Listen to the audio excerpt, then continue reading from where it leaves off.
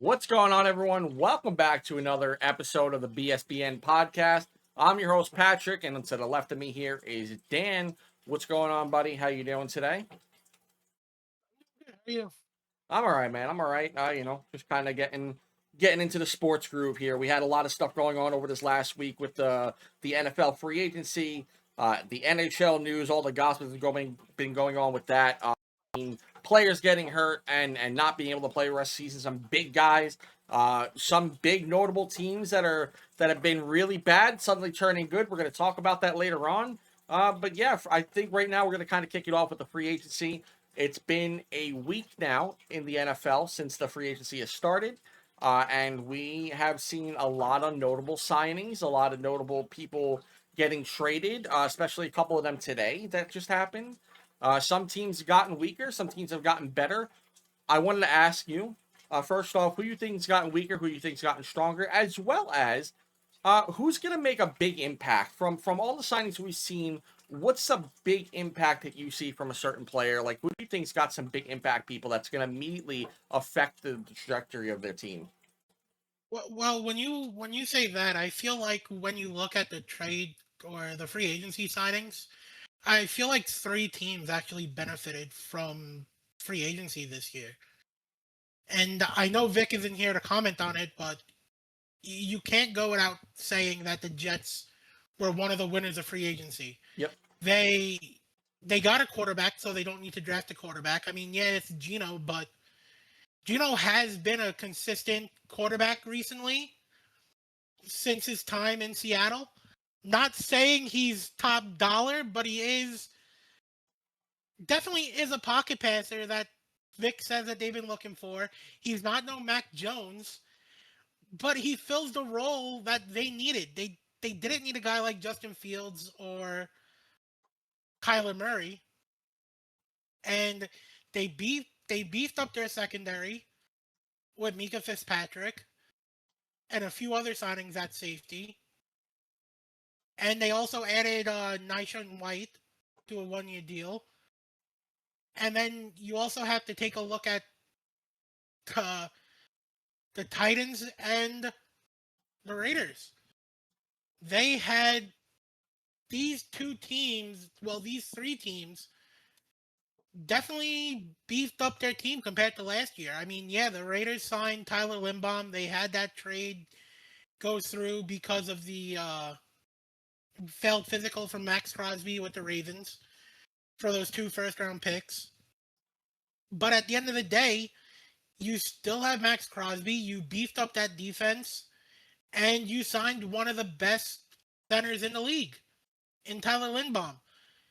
And then the Titans just went on a spending rampage to beef up that whole team. We knew Saleh what his plan was going to go into this, and how he's a defensive mind coach. And then with the likes of Brian Dibble, you build up the offense too. It's gonna be the Titans definitely improved. But I think the guy that's going to have the biggest impact going into next year is going to be Tyler Lindbaum. He's he's a center that could block two people, double team, and find openings for Genti. And you're going to see a better run game in that. So yeah, I think with all that being said, I feel like the winners of the draft are definitely the Raiders, Titans, and Jets. And I feel like one of the biggest losers in free agency are the Chicago Bears. Wow. Okay. I feel like they lost a lot of help. They lost TJ Mooney. They got a lot more losses than they did get gains, in my opinion. Do you consider them like I just or do you think they're going to end up being in the playoffs next year with all the losses they had? Do you think they're that much weaker, or do you feel like it's just getting rid of some cap space? I feel like if you're a playoff team, and this goes the same for the Seahawks, I would say they're even a losers too Yeah, I in consider the them free losers agency also. because they arguably lost key impactful players for that team that got them to the Super Bowl. You lose Kenneth Walker, you lose Wolin on defense. These are guys you want to build your team around, not lose and give another team the chance to build the team around. And I feel like those are the two biggest losers. I don't think the Bears did enough to keep some of the players they had last year that made that team so great. And I feel like Seattle, they won a Super Bowl and they went backwards. Yeah, very fair. So, Very fair. Sorry. no, that's it. Okay. It's just very tricky to say, like, with those two teams, how you go backwards instead of going forward with the progression you made, especially as Bears fans that are projected, I think, to play in Indiana, or I feel like they're trying to move to, I think, Idaho or somewhere. No, wasn't it The Gary, Bears, Indiana? It was Gary, Indiana, or something. yeah, it was Indiana or something. It's very the Bears are in a very confusing spot after just having one of their best years in 10 years. If they move to Gary, Indiana, Chicago will they'll never hear the end of it. They will never hear the end of it. I think Chicagoans would rather just cheer for no one at that point. I think they would find someone else than to go there. The only team they'll have in Chicago are the Blackhawks and Cubs and White Sox. And the White Sox are not great in baseball. The White Sox are one of the worst MLB teams the last few years. The Cubs recently won a World Series, and they can get back into the playoff picture this year because they signed Bregman and everybody. But you have hope in the Bears. The Bears are like the Chicago icons besides the Blackhawks. You lose the Bears, that city is gonna go on fire. You know who I'm seeing right now that I feel like is an underrated, two underrated losers that I think you didn't mention that I look at here, and I mean the Bears also lost Edmonds. They did. The Giants, so it's like. Which, by the way, we got roasted on TikTok. We got roasted for our comments on Edmonds the other day. People were ripping us apart. Well, not ripping us apart. Let me not be over dramatic. But they're definitely voicing their opinion about how he's not a cover linebacker. They're probably Chicago Bears fans that are jealous that they lost their field general and he came to the Giants. Okay. Which, by the way, I was very shocked at how quick they signed Edmonds. Oh, because I feel like he got on. They waived him, and it was like 13 minutes. Yeah, very quick. You get a notification that he signed with the Giants, and I was like, okay. We got our middle linebacker. Yeah, very true. I still want a linebacker back there with him, but I do like to pick up a lot. We are going to talk about it a little bit.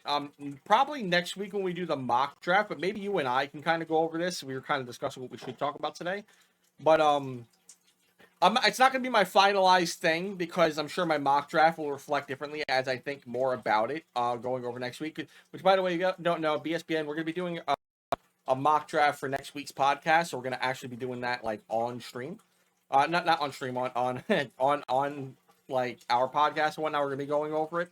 So we're going to do a mock draft there. I don't know if we should do it live. We will be streaming the draft, though. We will be streaming the draft, yes. So what is it? April something. It's April something. I just know it's like the end of April at some point. Early April. Early April? No, it's not. It's late April. It's late April. It's always late April. I think we just went over this, too, and we already forgot. Yeah. Already forgot. It's like April 23rd or some shit like that, or April 30th. I already know. Like, already know it. Yeah, April 23rd to the 25th. Great. So all right. So April 23rd. So we're gonna be doing a stream on YouTube, on Twitch, a couple of different sites. I'm gonna try to get it up there. We're gonna be doing a couple of different streams, websites, and whatnot, so that we can kind of go over it and talk about it. So we're gonna be doing that. So if you want, stay tuned and watch us live. Comment and tell us how bad our picks are about it. But yeah. So we are doing a mock draft. Our first mock draft this upcoming week. When Vic is back here on the podcast, we'll be back next week. He's right now celebrating his birthday and St. Patrick's Day and everything like that. This is like the perfect window to get those last-second mock drafts in before draft day. So that's why I decided to go. That's why I said it was best to do it this week instead of doing it the first week of last week. Because it's just... What? The first week of last week? first week of free agency. That was almost as good as Crosby's 10 sacks a game that you were talking about the other day. See, now it's you that's got the yips. Yeah. It just can change. It's contagious, man. It happens. But yeah. So I do think there's a couple here that I want to talk about. Because I think straight up just are not going to be major because I feel like they could still bounce back from them, but I do get lost in the free agency. One of them being the Miami Dolphins. They just traded Waddle away. Yes, they got a first round pick. It's a late one. The first round pick from the Denver. Speaking of that, don't even get my thoughts off, guys. This is what I'm dealing with. Please, I need to know. No, Vic, come back. No, because it just came to my head. How are people complaining that Waddle's not a first round pick worthy? I think we'll go over that. Give me a second. I'll go over that. Okay, yeah. But what's called? I just wanted to get that off the top of my dome because I know. You know what? I'll answer that. I'll answer that in the middle of this because I do agree with you on this. But yeah, what's it called? They just traded Waddle away for a first round pick. There were a couple of other draft picks. I think it was a third and a fourth going back to Denver, and then a third and a fourth or something like that going back to Miami, which is all right. So basically, it's like they did a swap or something. I'm seeing the pick right now. It's I put him in the put him in there. Fourth round pick. This year's first round pick. Yep. A third round pick and a fourth round pick for this year. Yeah, so they basically swapped fourth round picks, and then they gave him a third. It's a first and a third and a swap for the fourths. So that's pretty much what just happened here. Which to me is not bad. Denver desperately needed a wide receiver, and maybe they just weren't planning on going for one in the draft or didn't want to take the chance on it. So they went ahead and they got a receiver out there that they felt fit the point. Do you feel that Waddle? Here's the thing right now that you need to ask yourself: is Waddle worth a first round pick? That's going to completely depend on your perspective of Jalen Waddle here. As far as do you view him as a number one receiver? Or do you, where does he fit in for you? Is he a number two receiver? Is he something like a slot receiver? Is he a number one? Where do you put him? Because if you have him as a number one wide receiver for your team, if he's going to fill that gap for you, sure, why not? It's not like they crazily overpaid. I mean, we just talked about A.J. Brown, who I think is a better receiver than Jalen Waddle. And he got a first and a third and a swap for fourths. So that tells me off the bat that A.J. Brown's going to be worth a little bit more in my eyes, and just how I view him. But I think that Waddle is still a very good and fast receiver that I think they desperately need over there in Denver still has in Denver. Sutton, so they still have their number one guy. No, because all right. First off, Sutton's all right, he's good. But no, I'm sorry. We've had this discussion in the past before. But just because you're the number one receiver on a team does not make you a number one receiver in the league. It doesn't do that for you, right? We had this discussion with Stephon Diggs. I think it was. I forgot who we had it about. But Stephon Diggs was the number one receiver on the Patriots. Is he a number one receiver at this point in his career?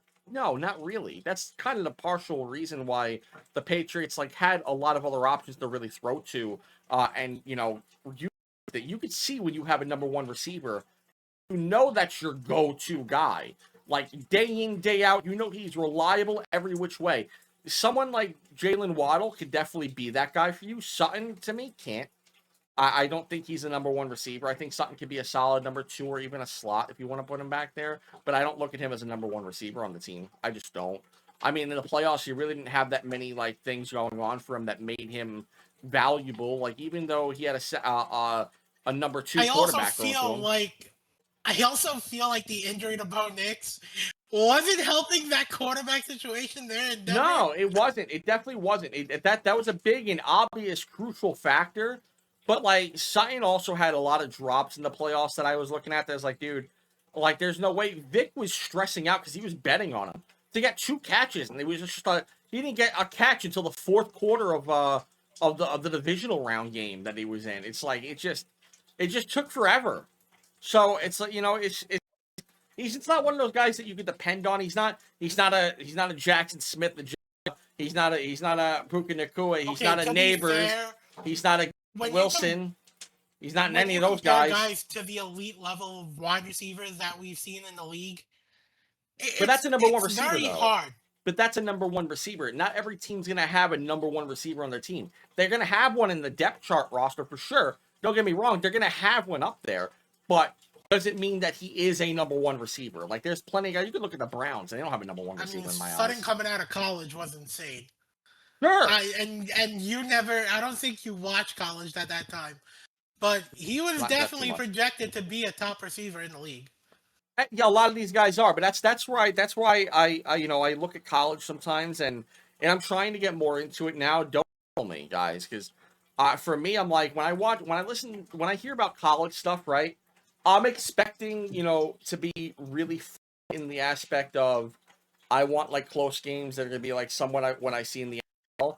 But when I watch college games and I see teams getting blown out by 70 points in the third quarter, I'm like, what's happening here? You gotta watch, and I've been telling you this for college. The college atmosphere, you have to watch college. If you want those close games, you have to watch the top 25. That's where you're gonna get those close games, those close battles. Because anybody that's not in that top 25 or lower, you're gonna see them go up against these less caliber teams because a lot of these guys going out of high school and coming out of high school don't want to sign for Temple, Tulane, colleges like that. They want to play for these bigger name colleges. And that's of course not. And that's why it's like, okay, that's great, but then just make it those are the only teams involved in it. Because like for me, I'm a New York guy. You can't though, because that would be like the NFL saying, let's have a playoff where we have the Chiefs, Bills, Patriots. I'm just naming off the top teams that have been in the past, and ignoring all the other teams that compete in the league. No, because when you go into the NFL, you have no choice but to be on the team you get drafted to. You can go from high school and say, I want to avoid all this other shit, and I want to go here. And then it just there's a level of competition that I feel needs to be in sports, right? And that's what makes the difference between minors and professionals, right? But I feel like in the college atmosphere, they need to thin out the herd a little bit. There needs to be a little trimming of the fat to go ahead and say, hey, speaking of fat, obviously, but like, but they need to trim the fat a little bit. They need to go ahead and say, hey, we have 120 college games here. Why is the number one team in the league versus some out of the nowhere team in the middle of Oklahoma that no one's ever heard of before? And it's really just a college like Baptist church team that sells lemonade on weekends. And it's like, who do they got? They got Reverend McPherson. Is coming up. Yeah, which is also you know what? We probably could have talked about that as well. But this is what I'm talking. I filled out my bracket today. I'm not going into that. But like that's what I'm. But like, bro, it's when I see that, it's like, why do they even have them versing each other? It shouldn't be like that. Thin out the herd, make it a smaller selection of teams, and this way hey. You can't, because then you're getting rid of a whole bunch of other colleges that are just like, and the colleges in are they making United States. Are they making money off of having no one on their team with no one going to watch them to with no one? Like, what are they doing? They're paying? Like, okay, no. You are insane if you think nobody watches these bad teams. The college atmosphere is 20 times better than the NFL atmosphere. The fans are more involved. The stadiums are jumping. It's very different. They do make their money. I got you. I'm gonna give you a very boomer a very boomer out of touch take. I'm aware of that before commenting on me. A very boomer out of touch here. I don't care for it. I don't. What did I see?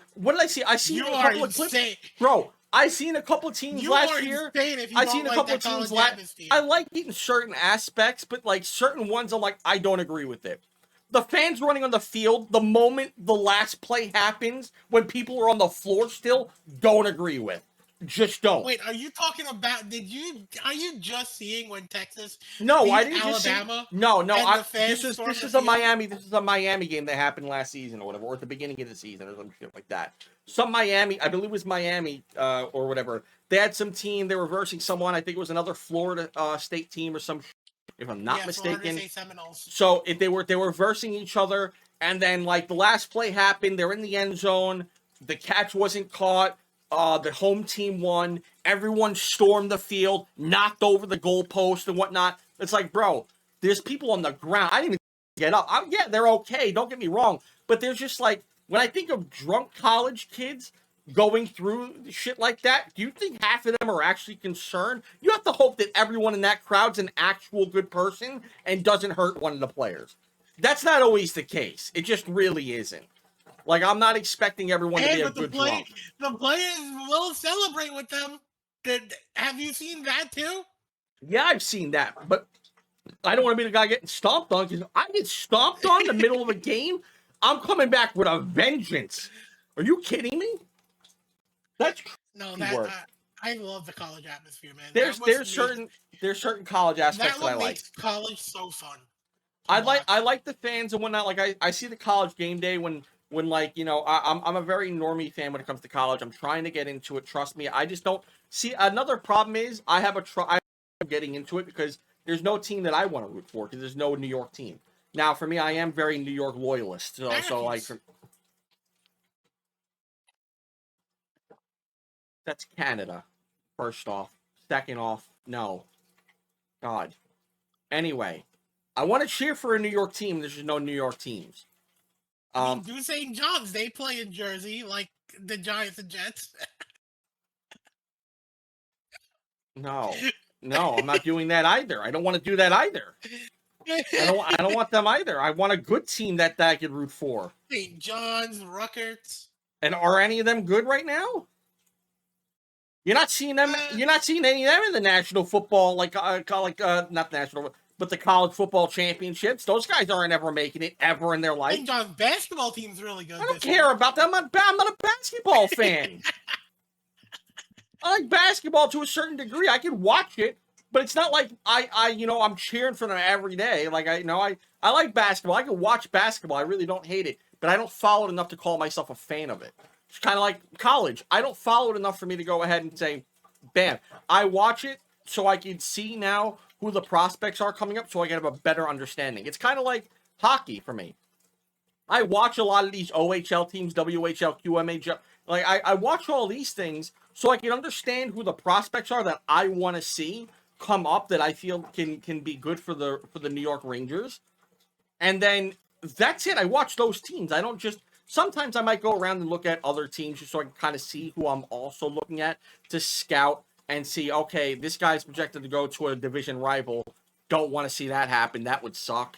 Or, the top draft picks in general, like the top 10, I'll go watch their teams with the ability to, or at least follow pages if I don't have the time to watch certain teams. But I live and breathe hockey 365 24/7. It's just how I am. But football, I could do that too, but I don't know what teams to watch. Other than like the same, 10 teams really? And that's it? It's Alabama. Okay, I've heard about Alabama since I'm a kid. That's Tennessee. really good. Tennessee as well. Same thing with Texas. Ohio State, Sure. Michigan, Okay. Florida, Miami. Okay. But are Florida, are they always good, or are they just like all right and they're never gonna make it again? Depends. Okay, so yes school. then. So exactly yes then. Because none of them want to go there unless they're like that. But the whole SEC, you have Georgia that's also really good. You have the whole SEC that's loaded. Ole Miss has been getting better. I mean, yeah, they lost Lane Kiffin, but that was the whole big thing before the college playoffs this year. I'm gonna have to give it a shot. So you know what? I make it my duty for this season to get more into college, and Dan's gonna be my chauffeur, and he's gonna show me games that I'll be watching so I can get into it and understand what the hell I'm watching, other than just looking for prospects. Because I don't really like look at I never go to cheer for the game. I'm like, okay, that person's injured, I'm not watching this game. I don't care about them at that point. You want to see something that can get you liking college? What? Look up Sandstorm by when Army and Navy does it when they play. That's a hype moment over there. You want me to watch a 1990s meme involving No, the military? I'm telling you, it's hyped. This is derailed from the original topic we were talking about. Yeah, how do we get here? Oh, Dan! Because I keep making a topic and you change it on me.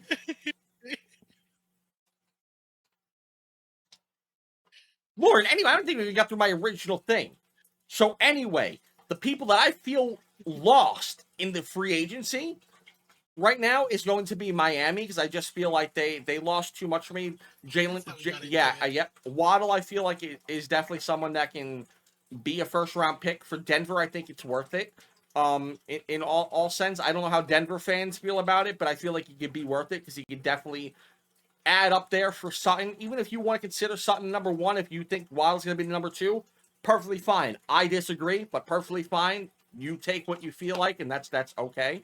But just I don't see either of them actually as number one receivers, to be quite honest. I feel like there's two number two receivers, and one's going to be the acting number one. That's just my personal opinion, because I think Waddle is a number two receiver, personally. I think he rode behind Tyreek Hill when he was there. That's what I was gonna say. But I think and we discussed it as well, but I don't think that he's a number one true receiver. He's not a guy that I'm looking at like a Malik Neighbors when he's healthy. He's just not a lot of these guys that are up here that are actual number one receivers. But I do think when you have two number two receivers that are really on the cusp, because I feel like Sutton's really good.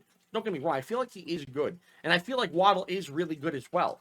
But I don't feel like any of them just are that enough or that elite to be a number one.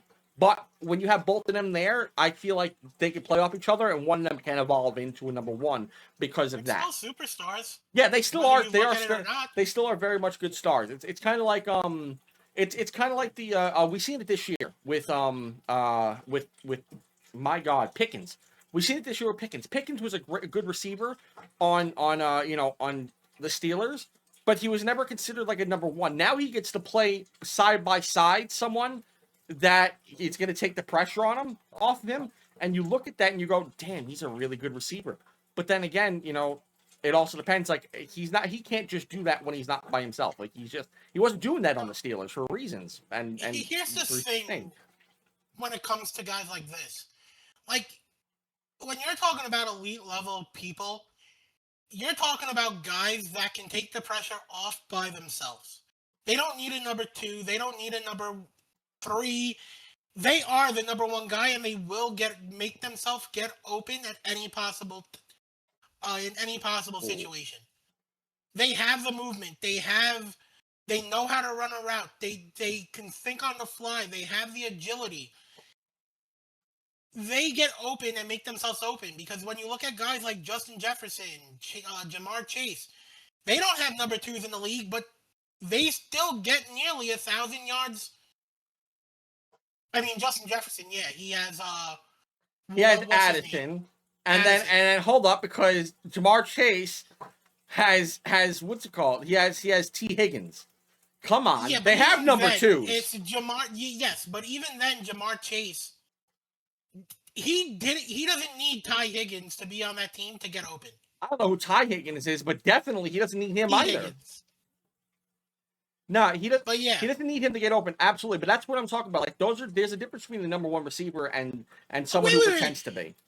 Even Justin Jefferson's rookie year, he didn't have a number two guy, and he still showed up and showed out that he could be that elite wide receiver. Yeah, absolutely. But rookie years, I kind of take with a grain of salt, because rookie years can be very iffy, because we talked about it with Jaden Daniels, right?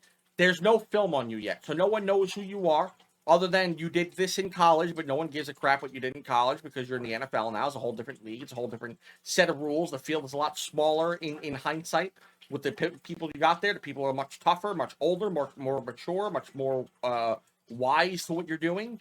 So rookie years are a little tough for me to kind of say, oh man, this guy's going to be a lead off the bat, because I don't know what you're going to look like in the NFL. We had the same discussion with Travis Hunter, right? Like Travis Hunter was supposed to be like the guy. Now he's pretty much going to be a defensive back the entire time with a little bit of like wide receiver action. But now that they have Brian Thomas Jr. and all right, Dan, do you want to touch on really quick? We're going to touch on the NHL real quick because I want to kind of go over something. All right. Yeah. So before the All-Star break, not before before the Olympic break, really, for the NHL, the Rangers were ready to be the number 2 selected team in the NHL for the lottery system, at least by chance. Obviously, it's not official, set in stone, but they were going to receive one of the top 2 picks based on odds, correct? Now, since coming back, they have basically gotten a point in every single game. They went on a 4-game win streak and currently are the 5th pick in the draft. Now, with that win streak, it wasn't just fluky wins gotten by veterans. There were 2 big prospects or young players that needed to break out that started breaking out. One of them was Alexis Lafreniere, who was named the number 1 star of the week by the NHL this week, as well as Jerome, our top prospect. He's an A-grade prospect who both of them received about 10 plus points since the break had happened, right? Artemi Panarin's no longer there, but they were the forefront of this force that got them these wins and pushed them back a little bit further in the draft. So my question to you here is, if you are an owner of a team, would you be happy with 2 of your guys breaking out a little bit? You don't know if it's going to stay consistent. You don't know if it's going to be like this next year. If you had to gauge and say, all right, let's say they are good next year, and it's a guarantee that you know they're going to be pretty decent next year. You don't know how good, but you know they will at least both net you at least 50 points next season, right? If you could take both of those guys doing good or potentially getting generational talent in the first 2 picks of this draft. This is a deep draft this season, and there's also a lot of good guys up in the top 5. Are you happy with your team's performance and doing better, or would you have rather the team do bad and tank? Here's the thing. Like, when you look at these teams, right? When you look at teams that are some of the worst in the league, I don't think any team really wants to tank. I don't think it's a mindset that these owners really have. Oh, let's tank and get the first round pick. Because then you're taking away the talent in your players and just telling them to throw games. That's like betting on your team. And nobody's gonna bet to lose every game. So I think the best outcome that happened, with Alexi Lafreniere and Perot having 11 point or 10 plus points in since the break, I think this should have happened years ago. This shouldn't have been, and mainly for Alexi Lafreniere, I don't think that this should have been something that we should have waited till the retool letter came out. I feel like this should have been something that taken place when you draft him. You don't wait till the year that you want to retool to say, "Oh, let's give him a shot right now," because then he has 4 years in the league already. Yeah, he's on his 6th season. He came here in the 20 to 22 one Well, draft. yeah. So then he has 6 years in the league already. You already wasted the 5 prior years on development by throwing him on third line and second line when he should have been up on the first line, trying to get some product out of him and boosting his motivation. And now you're seeing what he could have done if he was given the chance. And I feel like the chance was given way too late to him. And when you're the Rangers, you traded guys like Kreider way too late. You have these guys that are not really top wing players. I mean, even Mika. He was a top center at the time you traded him, but he's not compared to the very top centers in the league. I mean, yeah, he wins faceoffs, but point wise and everything like that, he's getting older. He's not producing as many points as he once used to. But you want to give these guys chances when they're younger, not when they're midway through their contract or at the end of their contract waiting for a contract renewal. And I think right now for Gabe Perreault, this is going to boost his confidence tremendously because he's given the chance to play on the first line, can see where he goes, and you're going to ride him out all year. But you don't wait till a retool to say, oh, let's blow the whole team up and give these young guys a chance. It's too late at that point. All right. So, but you're fine with them getting the wins compared to like losing. If you're a fan, like, are you fine with them winning these games compared to just them losing and getting a better pick? I mean, if we were losing, I wouldn't want anybody to perform. I would want the same thing to remain the same, where we had where we haven't won a game in home since what? I think it was November. December we hadn't won a it might have been November, whatever one it was. It was one of the two. But we have one of the worst home schedules, and now we're winning at home. And I feel like you should have continued on that trend. But now when you have guys like Alexis Lafreniere and Gabe Perreault performing, you want to keep doing that to build their confidence levels. You don't want to ultimately tell them, oh, you have to lose and decrease your value in play. Because what motivation is that giving them to come back next year and be like, oh, I'm going to get first line opportunity chances? No, I agree. I think that there's clear cut things that need to happen with this team as far as the Rangers go. But for me, if I'm looking at the Rangers and I'm looking at their draft position, which I think is right now pick number 5 at the time recording this on St. Patrick's Day, by the way. If they are pick number 5 right now, I'm okay with them lowering their draft stock if it means that Gabe Perreault and Alexis Lafreniere are going to be good next season. Now, we don't know that for sure, so we won't know if this is all worth it until next season. But I would rather see prospects and young players get better, and knowing that we might not be number 1 overall pick, and we could still possibly do. We've seen the Islanders do it last season. There's a lot of teams that do jump up just because it's all based on chance, as long as you're not in the playoffs. But for me, I would rather our prospects do good, but I would like to see them lose at that point. Like, even if they're doing good, I would like April and Lafreniere do good, but maybe the defense isn't that great and we get scored on more than we do score. That's fine by me. But I'm okay with them winning if it means that those two players in particular are going to be our number one line next season going into things. Because there are players on the team that I would like to see gone in the offseason that I don't think still need to be here. But that's a whole separate video. It's a whole different topic and whatnot in general. But yeah, I'm okay with them winning games, even if it means that they have a lesser chance of getting someone like Gavin McKenna or Ivor Stenberg or Iverhoff, any of them.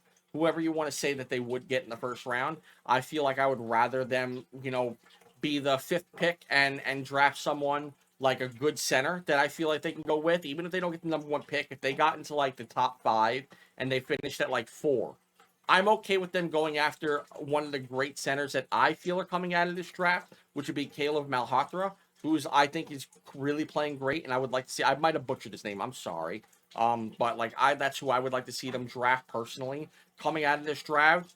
But I know a lot of other people have different feelings about who they would want to draft here. But I would rather them do that, even if it means they couldn't get a Gavin McKenna, because I think Gavin McKenna is going to be great. I think Stenberg's going to be great. I think both of them are going to be lights out in the NHL.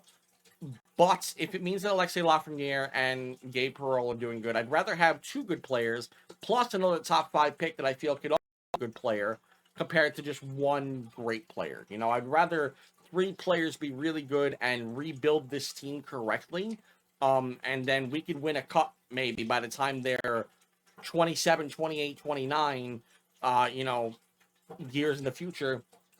If we do this correctly, we could actually build a team and not just have it be, hey, we're gonna just get one Stanley Cup and then die off because our whole team is 40 years old and above and we just won off straight luck. I don't want that being the case.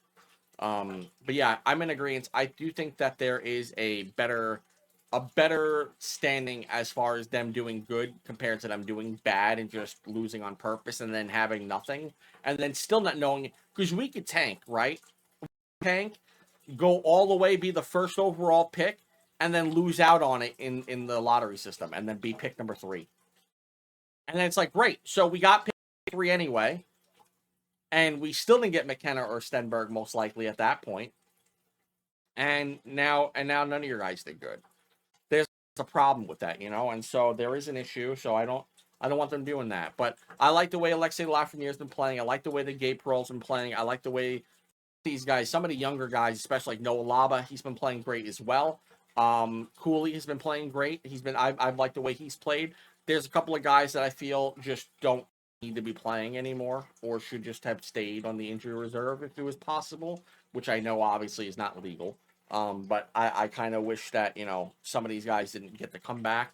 I know Ranger fans might hate it, but I kind of wish, JT Miller stayed on the bench, personally. But I mean, if you're going for the tank, I say, yeah, he was probably the best guy to put back on, because clearly they just don't know how to win with him on the team. I don't know what it's about, but it just is. I just don't understand it. But yeah, I hope that Alexei Lafreniere and Gabe Perreault stay doing good coming into the next season. Finish off strong this season. Maybe the Rangers finish in the top 5 for the picks that they need. Get someone like Caleb. That would be great to have. Or if they want to go defense, good guys there. I would like Chase Reed, more of the offensive kind of guy. But I understand people want more of a stay-at-home defenseman like Iverhoff, but that's perfectly fine. I just personally like Chase Reed better. But either way they go, I think they'll be fine. But I would like to see more of a center pick going with the first pick, which I could see as a possibility. But we'll see how Chris Drury and we'll see how Chris Drury and and Sullivan kind of play this out as far as who they want to draft coming up into the system for the NHL next season.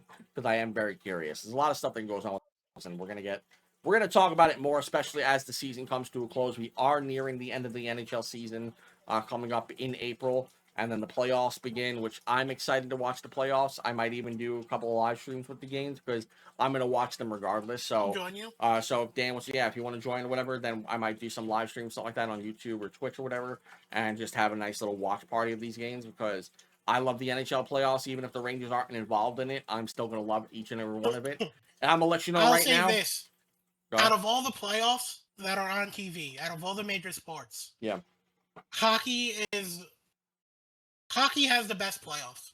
That's what I feel too. And then I hate to say this, but and you probably won't agree with me here, but hockey and baseball are the 2 top professional sports when it comes to playoffs.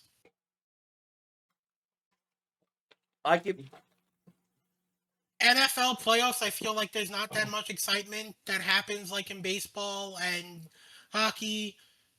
And I don't know. I feel like the NFL is the weakest out of the link. The reason why I feel the NFL is weak, right, is because here's the thing, right? We all know that the when it comes to the playoffs, right? It's exciting because it's the only game you get to play, right? That is it. There is nothing else. There's great things that come with that, but there's also some weaknesses that come with it as well. Like we just seen with the AFC conference, right? We seen the snow game, but Bo Nix wasn't there. So it's like one game. Yeah, they weren't getting Bo Nix back by Game 7. So it's like you can't. Of course, it's injury. So it's like. And are we gonna really throw him out there and have faith that he's gonna be fine? Or no. He was definitely gone. You're gonna risk him. That was it. He was definitely gone. There was no risking that. But I'm saying, but like I would like to see. That's the only problem with the NFL is everything is so like based off of one position. If you don't have a good quarterback, period, you're just not gonna win. It doesn't matter how good your defense is. It doesn't matter. We've seen it with the Jets. Jets have had some pretty damn good defenses over the last decade and a half, even longer, and they still can't find a quarterback to push them anywhere past 3 wins. It does not matter. So it's like if you don't have a good quarterback, you have nothing. We also know that you need a good team around a good quarterback, but you could do more with a good quarterback.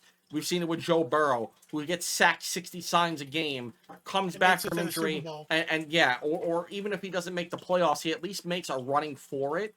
But a good QB can shift the entire dynamic of your team to go from a 3-win team to at least a wild card team, at the very least. You might not be 14-2, you might not be the ultimate winners, but it'll change your team. But it carries such a weight on it. See, the NHL, you could lose your top guy and still make a good showing of it. You know, it could still be a great game.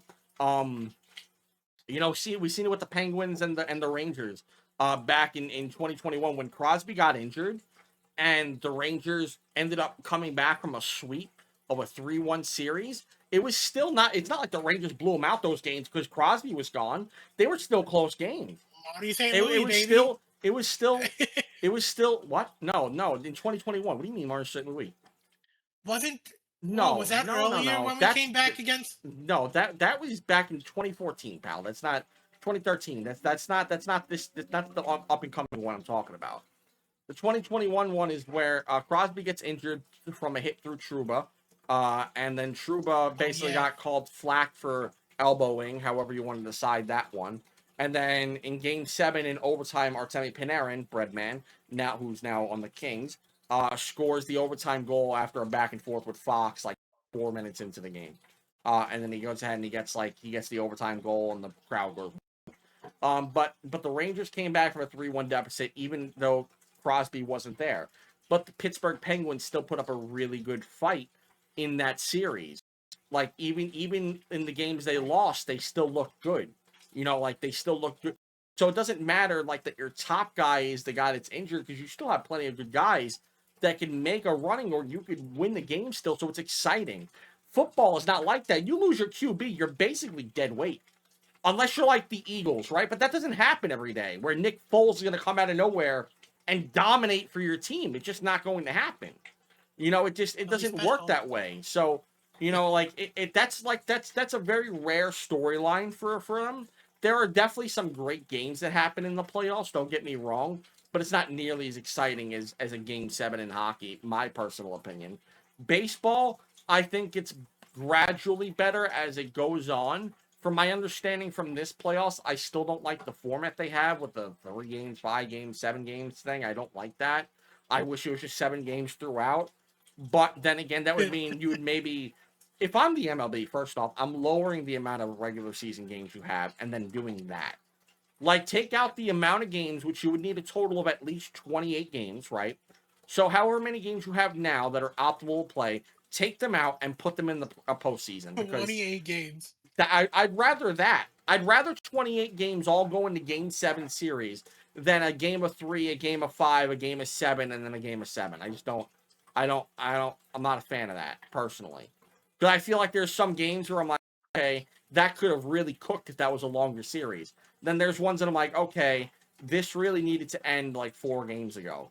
But, you know, I feel like the World Series, I'm not even a baseball fan all that much. I like baseball, but like I grew up my whole, I'm not going into a therapist, that's from here, but you know, but I grew up, baseball had a bad taste in my mouth growing up because of just like family shit. So I never really got to watch it more in my teenage years. I kind of just like gave up on it. But man, I liked baseball growing up, and so I figured, you know, 7 games apiece would be great if you have a good series, you know. But I don't like the 3-5-7 thing. And then basketball with their play-in series, I don't know. It's like I feel basketball is also very much. That's how uninclined I am to watch basketball. Like I didn't even mention it in the topic of Basketball. best playoffs. Basketball to me I feel like baseball players are better than basketball players, because basketball playoffs can be exciting, but I feel like when you have top teams, they kind of dominate. I haven't seen many, at least it was in the 2010s, right? It was the Cavaliers and the Golden State, you know, it was them two, back and forth for years, and those were cool the first 2 rematches, but it just kept getting worse and worse as I progressed, I think. But I don't know. I don't like the state of the NBA itself. I think there's some good teams that I would like to see do good, like the Knicks. I'm a New York fan, so I would like the Knicks to do good.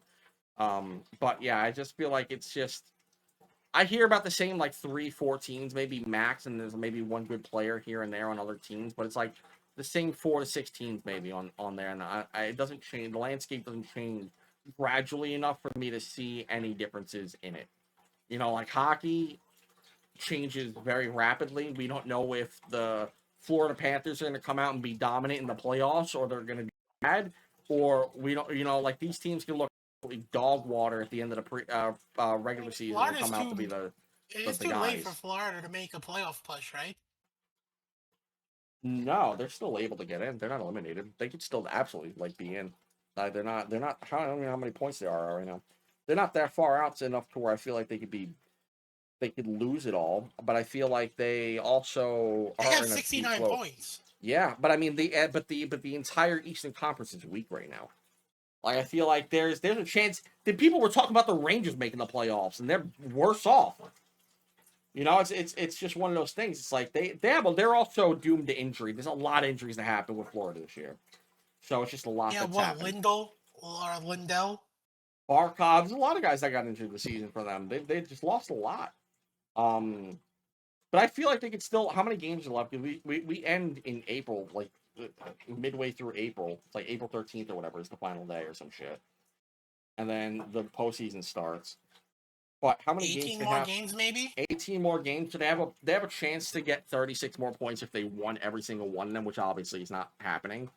But I mean, wild card spot, they need to get to what? 82 points.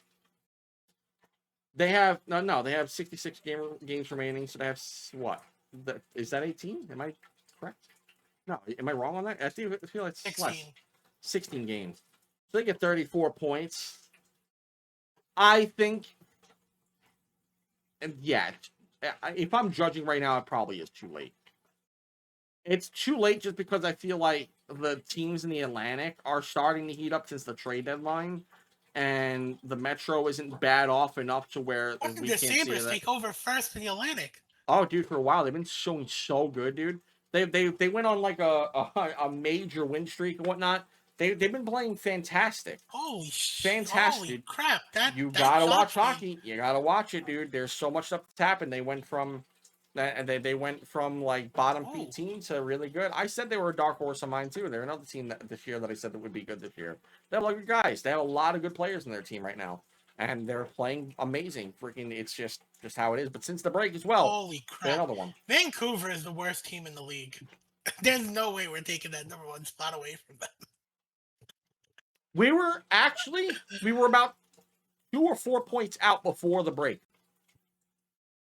And we got like 3 points in overtime losses and then went on a 4-game win streak. So it's like we just went 10 points out of the way for no reason. But not for no reason. Obviously, we just stated that it was needed. But Here's this thing I also wanted to comment on. yeah, Ranger fans are sometimes the most insufferable fans I ever met from a hockey fan base. you should be. Because how can you go from saying we gotta get like guys like Alexi Lafreniere play and Gabe Perreault, they have to play, they have to play, they have to play. And then you go and then you have the reverse psychology for, oh, we need to keep Kreider, you need to keep Trouba, you need to keep these guys. How are you gonna have a chance to let these young guys show their talent? Those are two different. If you're not getting rid of players that are taken away from that talent. Those are two separate fan bases. I'm letting you know that right now. There's two separate fan bases in the NHL. And if you know me on Facebook or anything else like that, I'm fighting tooth and nail constantly with this debate. Because yeah, guys like Kreider. I'm sorry, I love Kreider. I think he was a great New York Ranger. Don't get me. He was cool to have. But if you go look at his track record before he started just tipping in goals at the in front of the net, he was a power play merchant. Yeah, that's all he was. But he was a basic player before that. He really never touched over 57 points really prior to that. Same thing with JT Miller. JT Miller was never good on the Rangers. He got traded again, did really good, and then traded back, and he's digressed. Like it's just. And we got him at the tail end of 30 years old or whatever it is. So it's or how old he is now, 33. So he's just older now, and it's like, come on. So like the Rangers, I don't know, man. Kreider was an all right player that just really got into a top because of tenure, because there's no one else they had. Same thing with Mika. Mika was a good player when he came on, but he came on basically during the beginning of the start of the downfall of the Rangers. And then once, we started going on a downfall, most of the guys we had retired or left or got traded or whatever during the rebuild, to retool, whatever you want to call it. And then he stayed on because, well, he got a contract. He played good because there was no one on the team else to do good besides him or Kreider. They both played average until their contracts. They got 52 goals in the season by Kreider, which never happened again or will ever happen again unless he gets really lucky again. But I mean, a lot of it was power play again. It's just, don't get me wrong, as a Rangers fan, you'll take any goal you can, right? Absolutely. But when your 5v5 production is as bad as the guy that you're constantly critiquing in Alexei Lafreniere, and Alexei Lafreniere was getting like 7 minutes less than guys like Kreider or Zibanejad, that makes no sense to me because he just proved right then and there he was actually doing pretty decent. And I still feel like Lafreniere is not going to be a McDavid. He's not going to be a Celebrini. He's not going to be a Bedard. He's not going to be any of these guys. But he could absolutely be a 65 plus player, 65 player a season if you give him the chance and the time and the right people around him. You definitely still could be that. I like Alexei Lafreniere. I'm a big fan of him. If you've ever known me, I have a bunch of Lafreniere stuff around in my house because of it. I am a big fan of his. But I'm not doing this off a biased standpoint, just off a regular Rangers fan. I feel like people critique the kid too much for not understanding, and I get it because I feel like this is gonna sound real pompous to me, but I feel like a lot of people just don't watch enough. Like they feel they do. Like there are a lot of people that swear they're diehards at a certain thing, and then they watch 20 a game, or they watch 22 games a season, or only when they're doing good, or only in the playoffs, or like hockey for me is 365. I will watch hockey every single day if I could possible, if there was hockey on. I watch all the other leagues too to watch upcoming prospects that we might get.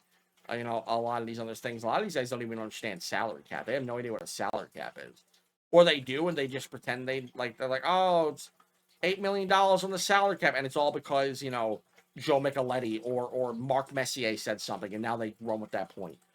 So it baffles me, but there's so many different sides of people when it comes to this, to sports and whatnot, especially Rangers, I feel like.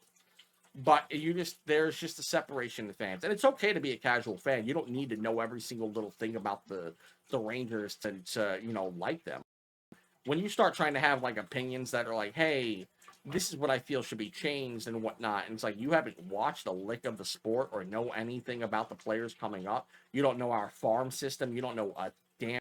It's hard for me to go ahead and say, yeah, your argument is valid. Not you, but I'm talking about in general for people. It's like, I can't sit here and say that. So it's like, that's like me trying to say, this is what I feel Ohio State should do in college football right now. It's like, I don't know a damn thing about Ohio State other than there's a couple of good receivers that come out of it every year, it feels like now.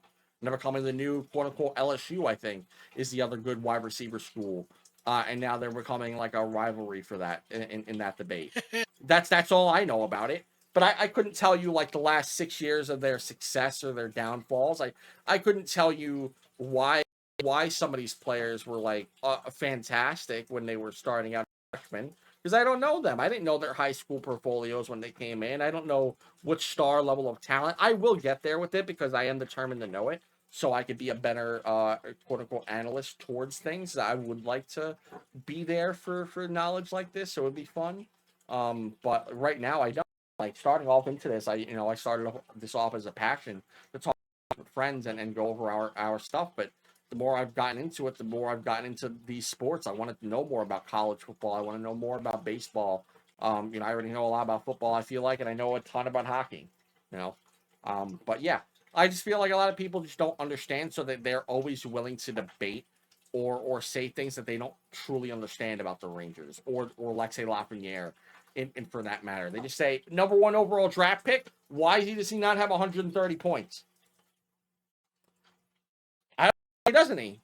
Because they had Breadman and Kreider in front of him during the retool.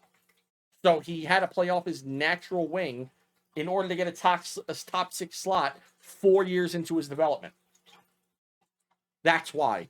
That's partial the reason why. Also, if you looked at just talk about it. I'm gonna stop. Dude. Got me going down a molehill right now. I'm making a mountain out of it. I gotta stop. I'll just keep going. I don't even know if I want to leave all that in the podcast. I just feel it's a lot of me just rambling. But But yeah, no, I'm gonna stop there on that one. Dan, is there anything else you want to talk about for today? I'm good. You're good. All right. Well, then that's where we will end it off. Thank you guys so much for joining us on the Oh, no BSBN. lightning?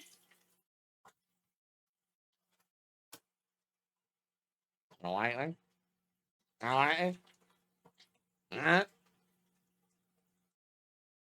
I don't know, Dan. You got a lightning round this week? That's a no. That's a no. The pressure's all on me. Pressure's all on me. I mean, Oh, you know what? I Hold can up. give a very basic one. Hold on, hold on. Let's think of one when we talk about this one last thing real quick. Maxx Crosby. Maxx Yes. Crosby, the trade got denied by the Ravens, and he remains on the Raiders. Raiders still retained everyone they got. How do you feel about this? I think this is more of a win for the Raiders than. I think this is more a net positive for the Raiders than it is for the Ravens.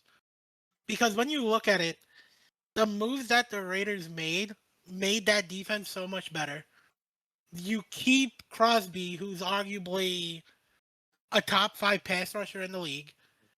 So you don't lose that. I mean, yeah, he got injured and failed the physical, but if you're trading for a guy that you know was injured, that's on you, and you should be prepared to still eat that trade and see what he can do for you.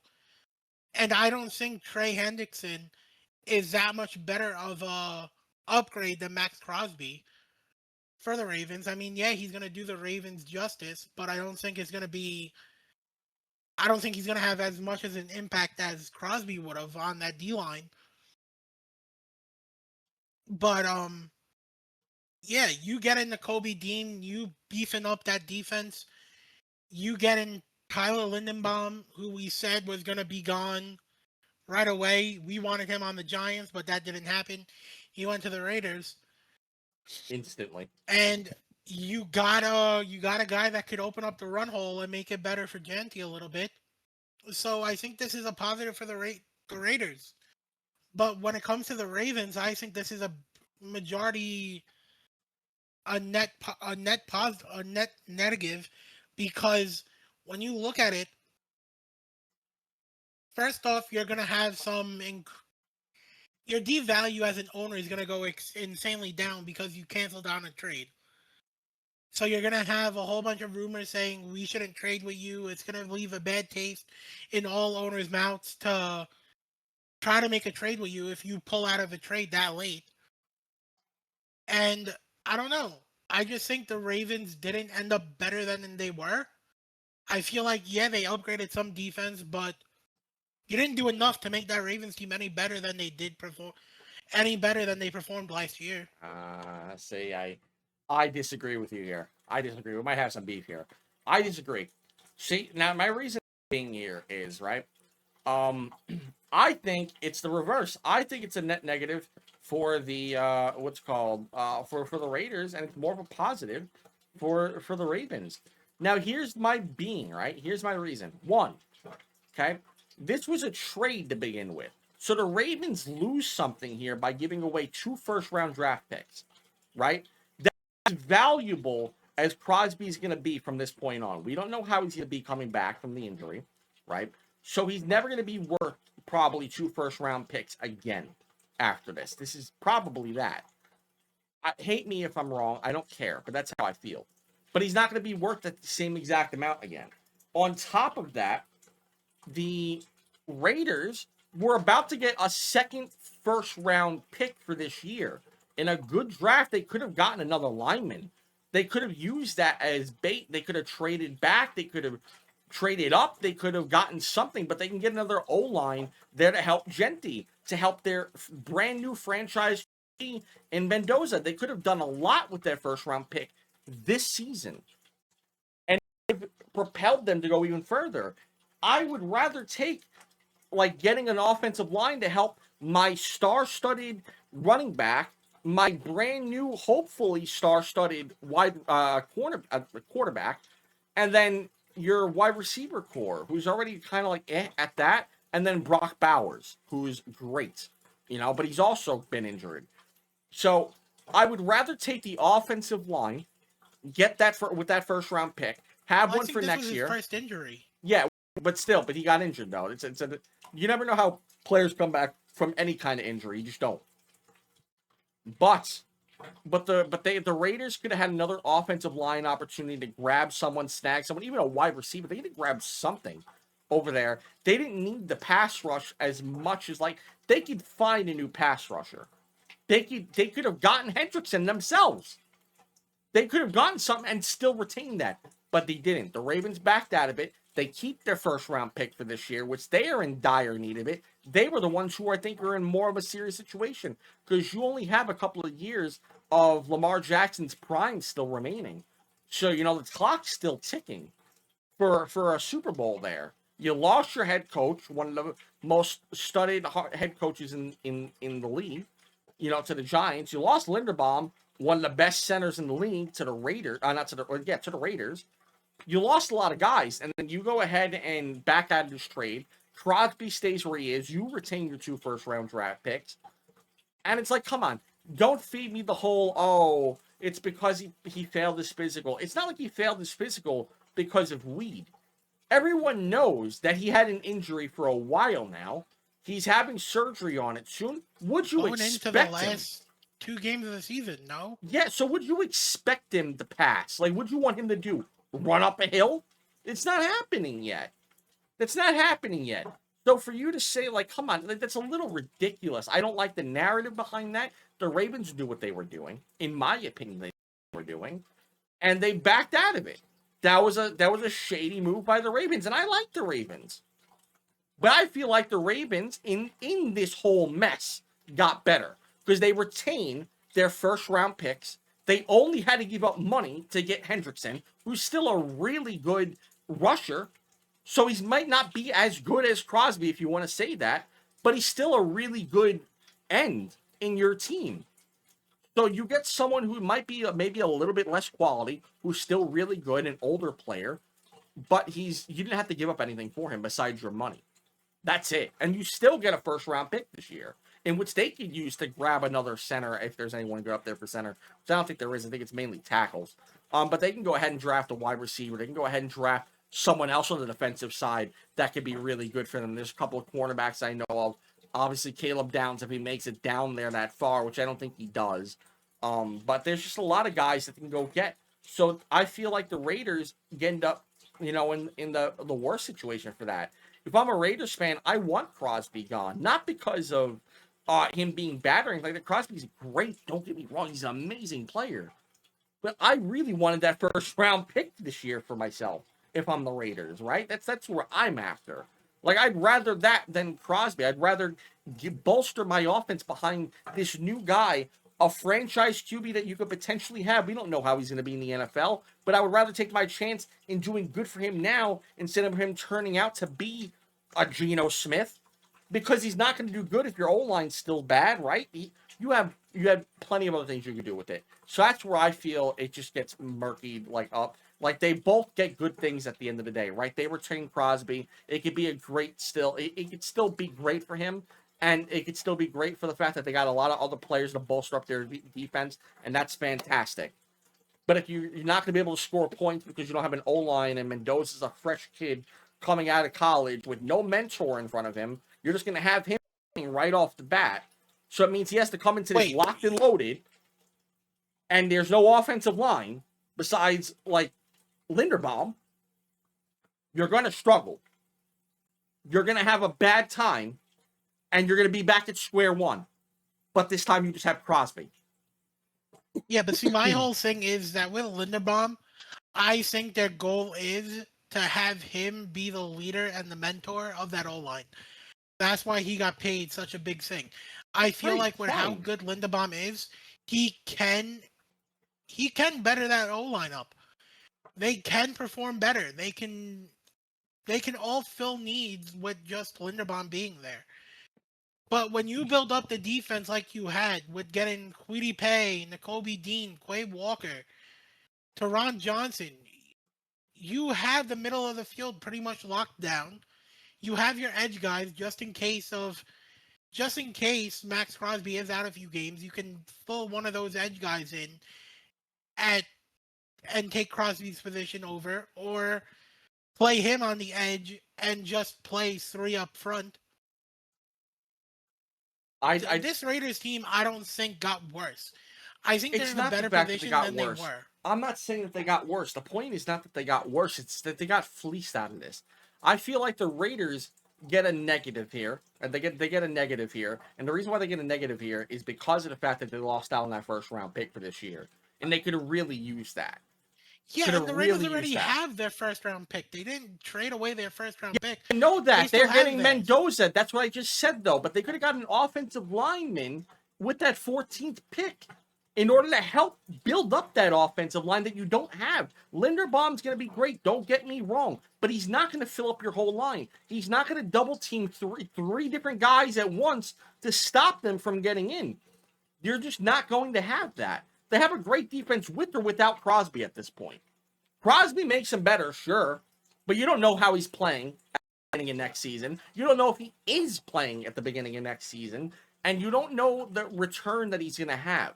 But you did know that you had a first-round pick for this year and next year that you could have played around with, building an offensive line to help Mendoza be the franchise QB that you have not had in such a very long time.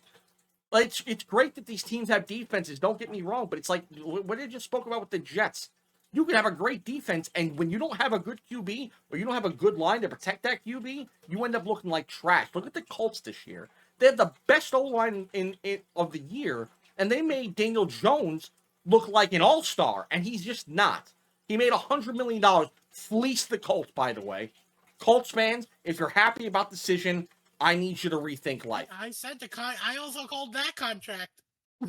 That's blasphemy to me because that just is not deserved. Sorry, he's not. He played a couple of games and $100 million. No, I told you the contract that Patty Mahomes signed and the contract that Saquon Barkley signed are gonna have these.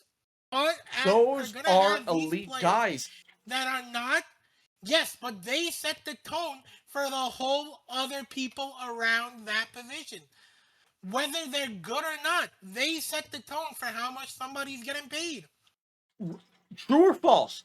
The Colts could have gotten rid of Daniel Jones and picked up someone similar or better in the offseason this season. False. Who are they picking up in the offseason that's better than Daniel Jones? We don't know, but I think Geno Smith could have even been better than him. Oh my God, do not give me that.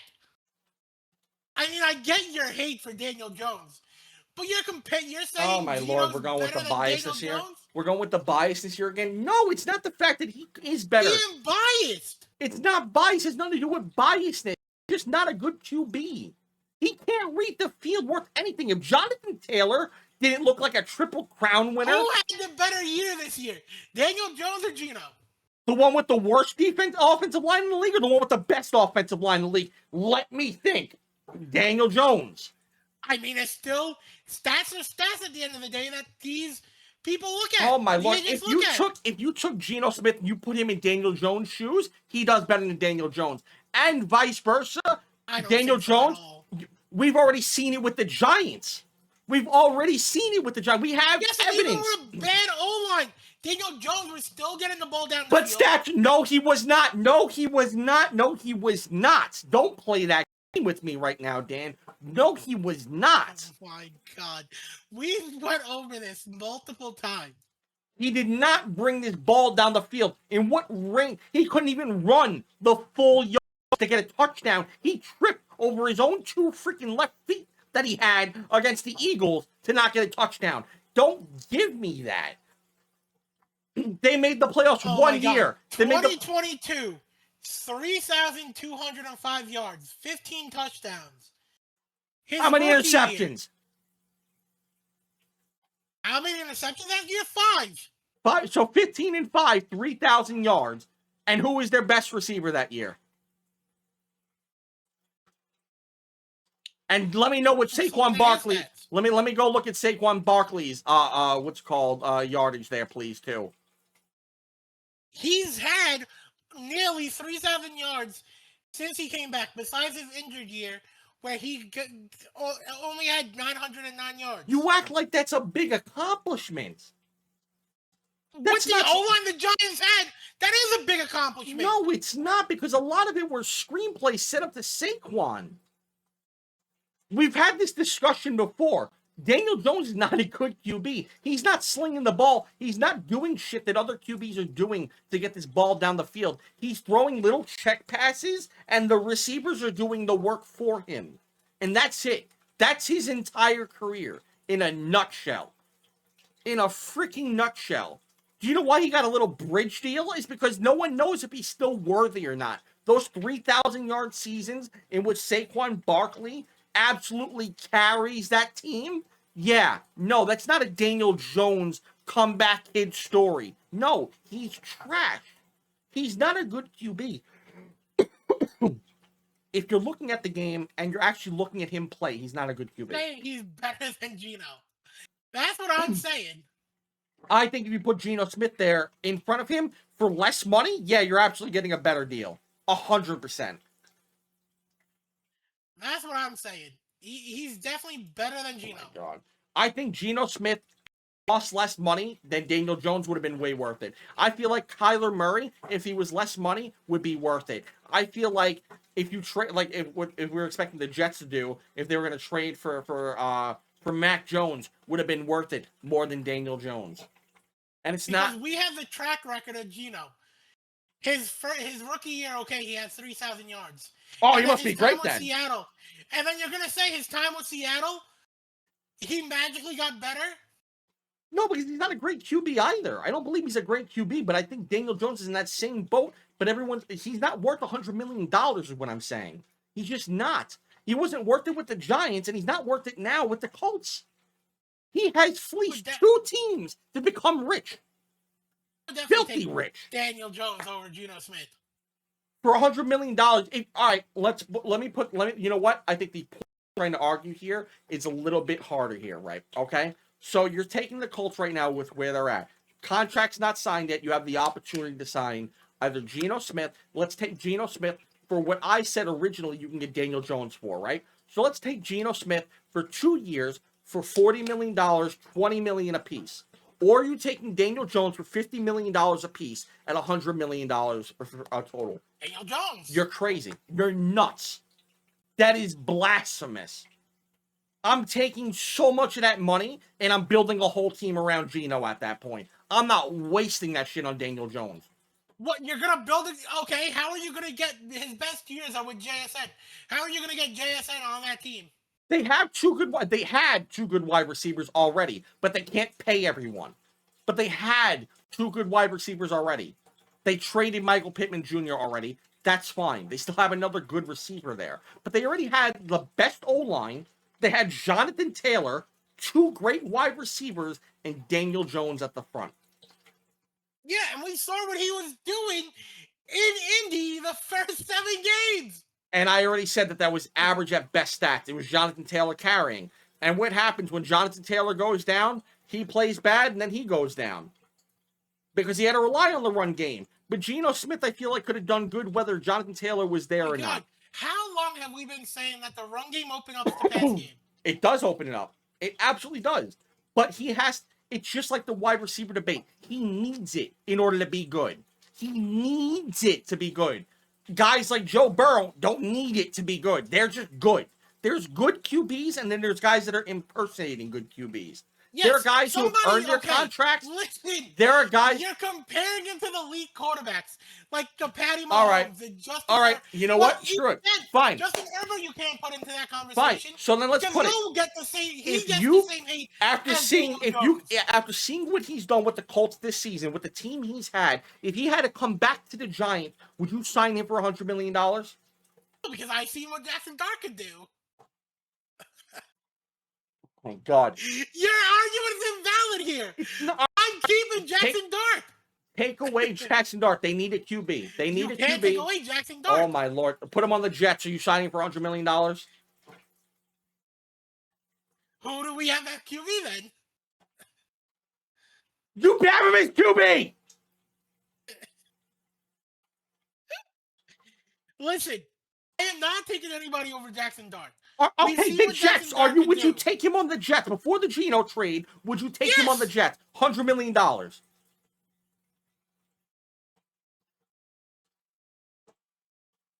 Take him for any, like I said at the beginning of No, the year. no. $100 million. Yeah. Crazy. You're so crazy.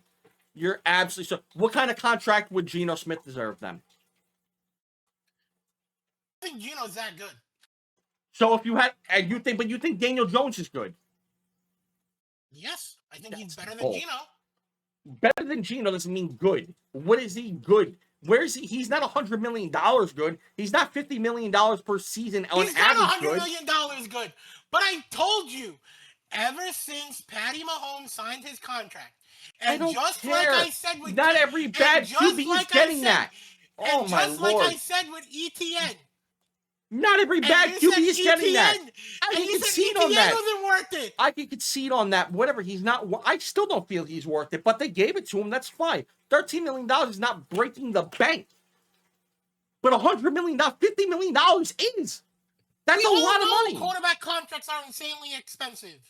Not for bad QBs. He is a bad QB. Not bad QBs. You're going to make me look this up. He is a bad QB. You're going to deny right now that he's a bad QB? Dan, oh my Lord. Come on now.